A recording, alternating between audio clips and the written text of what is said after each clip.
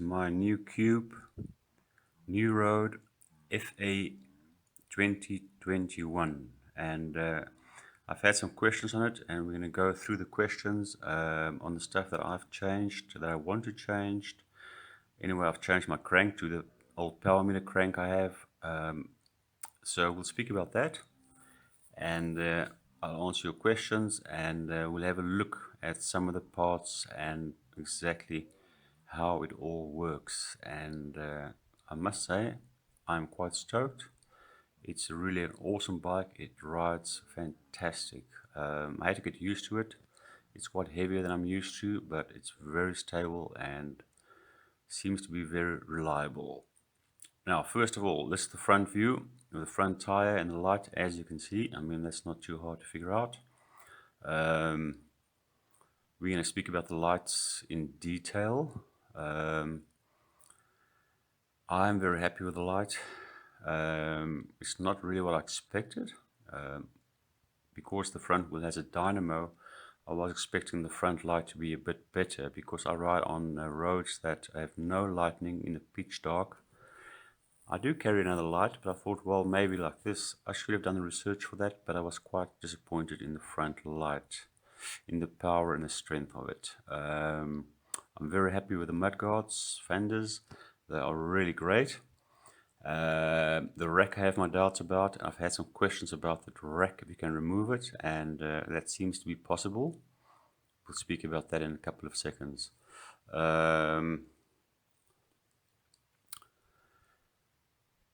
These are the brake levers, and the taping is done pretty well. It looks cool as well. I think it's a lovely bike. It looks good. It's a really phenomenal ride.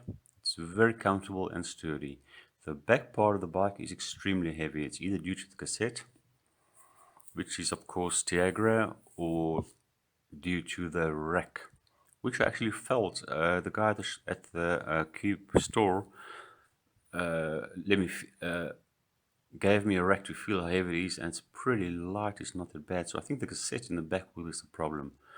The front light's cool. It's always great to have a front light and a back light permanently, so you don't have to worry about lights. But as I said, I travel on country roads, and that is really important to me, to have an extra strong light, which I showed you in one of my previous videos. So this is just an emergency light.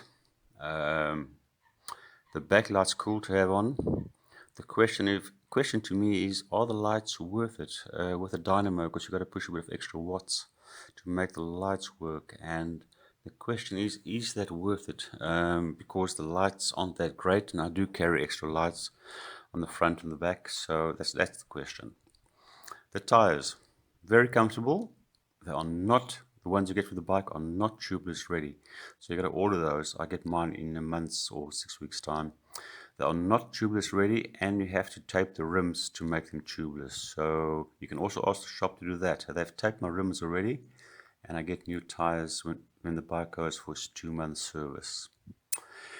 Next question is the headset.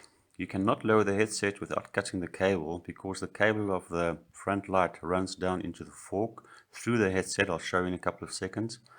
And you're either going to cut the rings and then cut the cable, but you're going to have to ask someone to do that for you to fix the light again, or you have to remove the light.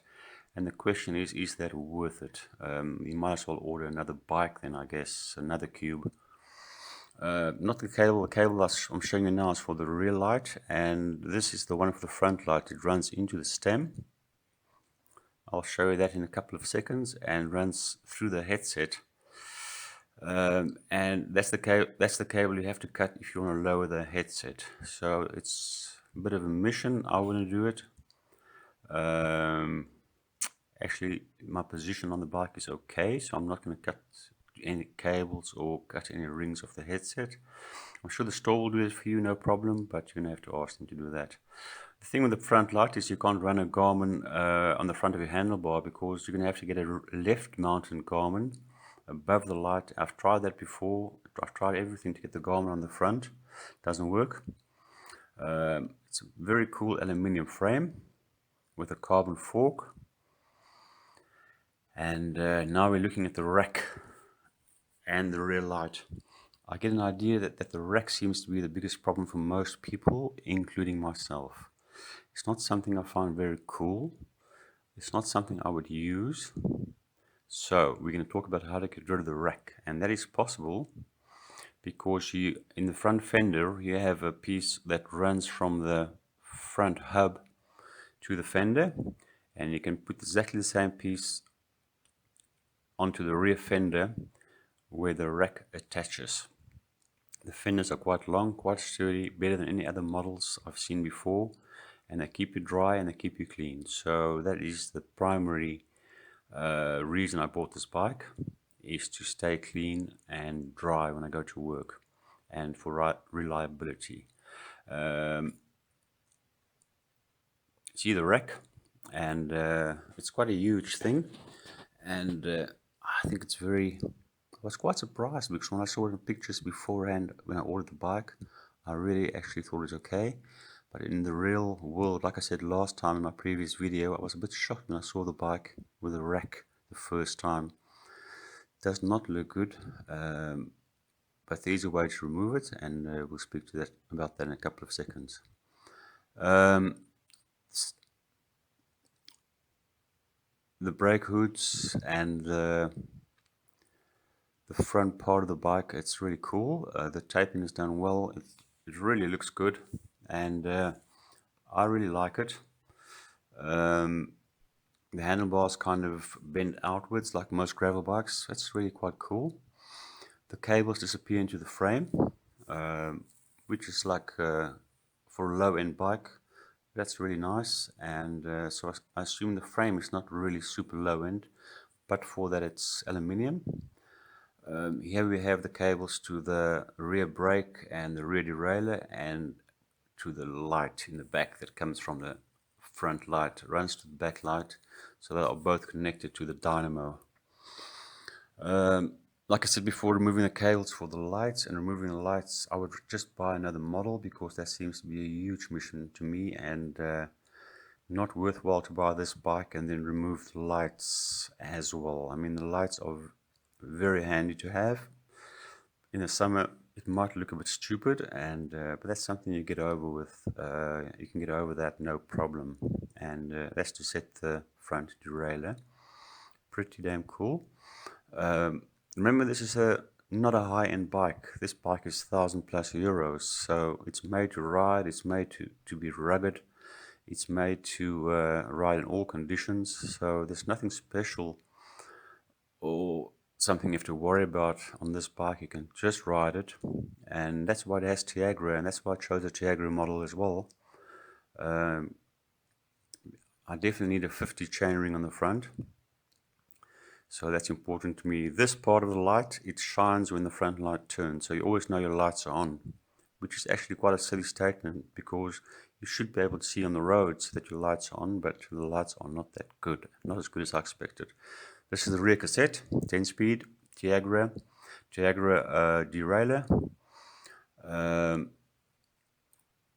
We'll have a look at the derailleur in a couple of seconds. This is the rack, and the lower part of the rack we're going to have a look at, and I'll show you where you attach your extension for the rack.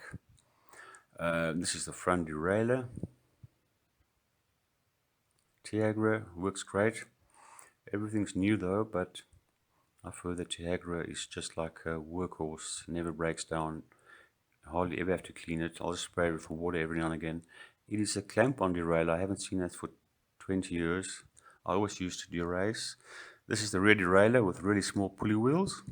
I was quite shocked when I saw that. Also very old-fashioned, but I guess it's not made for speed. And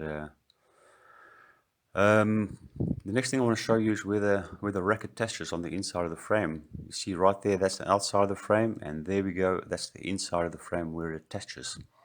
And that is where your extension that goes to your fender, same as in the front wheel, will attach. So you will have 3 attachments to your fender. One at the bottom bracket, one at the seat stay, and one at the back of the bike. The seat post is quite cool, internal, so you don't really see any Allen keys on the outside. You don't have to tighten them up too much because you have two of them. Now this is the clamp on the front wheel that goes all the way to the fender, and exactly the same one and same size you will use in your back wheel. So you can order that from Cube.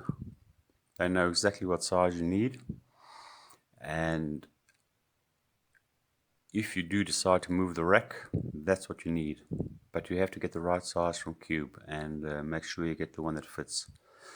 There's a dynamo again, and mechanical disc brake, which is actually quite fun because you can adjust it yourself like an old-fashioned brake, and that is quite cool. My previous bike still had rim brakes, DRAs. They were great, but I decided to go for the new version of mechanical disc brakes. Look at that. At the bottom there you can see the adjustment lever, the screw. You can just turn and set your brakes, and that is really fun. It's like old-fashioned combined with new design. Very cool. They don't have the same capability as normal disc brakes, hydraulic disc brakes, but for my kind of riding it's perfect and not much maintenance, and I like that.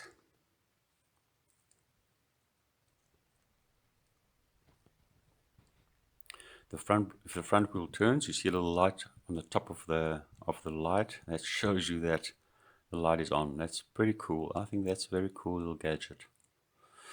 That's the cable of the rear light that goes into the fender, and that is the first attachment of the fender to the frame at the bottom bracket, behind the bottom bracket.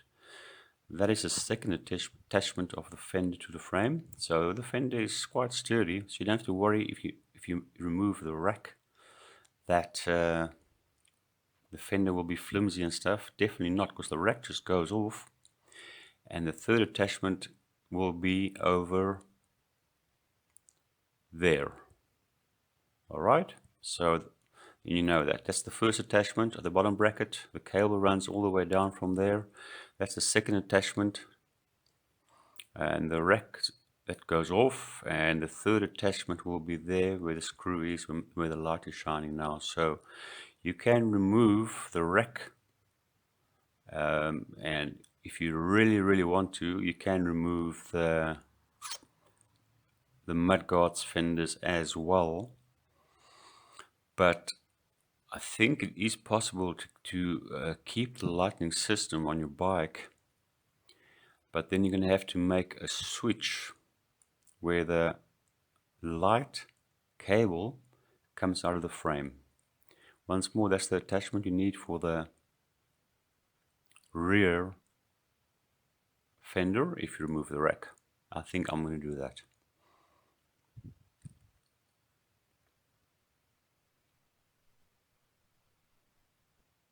And the brakes are quite sweet. There are the cables. I think if you make a switch there where the cable comes out of the frame, and you can just reattach the light cable to that again, you can just take the cable away with the fender and reattach it in the winter. There is a possibility of doing that. The question is, do you want to do that? If you make a little light switch over there that you can keep quite nice, you can do it. Well guys, thanks for watching, and if there are more questions, let me know. Thanks. Cheers.